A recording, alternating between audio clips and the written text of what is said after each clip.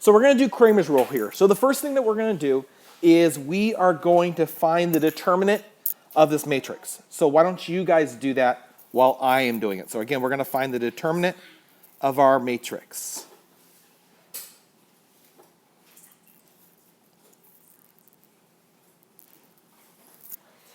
Okay, so we're finding the determinant of it.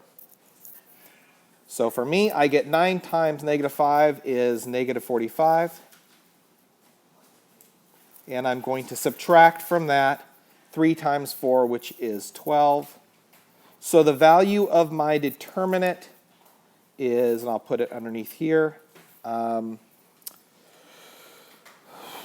is that negative 57 it looks like? Yeah. Okay. So step 1's done. We found the determinant. Now what I'm going to do is I'm going to do something a little different.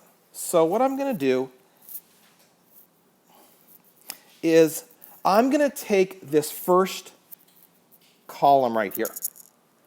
And let's just call that, just for ease, well, we'll call it column 1. I'm going to take column 1 and I'm going to replace it with these values. So in other words, those values I just circled are going to replace column 1. So I'm going to write a brand new matrix. So it's going to look like this. So I'm going to say x equals, so basically what we're going to do right now is we're going to find the x value. And so I'm going to write a new determinant. And it's going to be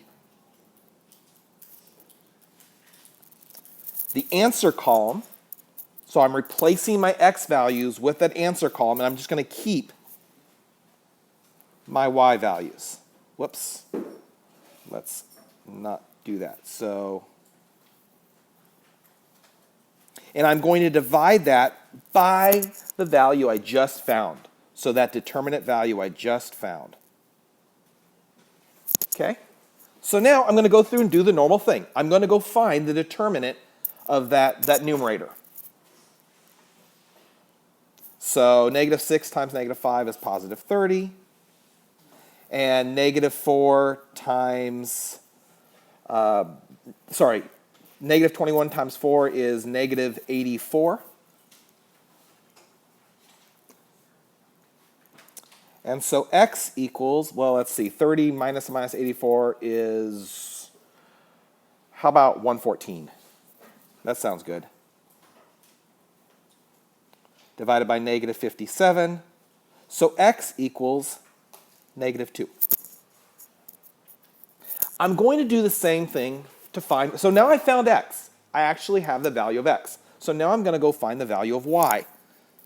So in order to find the value of y, I'm going to do something very similar. But instead of what I'm going to do now is I'm going to replace the second row. So I'm going to replace these coefficients with my answer coefficients. So in other words, this time my x's stay the same. So my x's were originally 9 and 3, so now they are still 9 and 3. My y's, which were 4 and negative 5, become negative 6 and negative 21. And I'm still going to divide that whole thing by the original value of the determinant. Okay?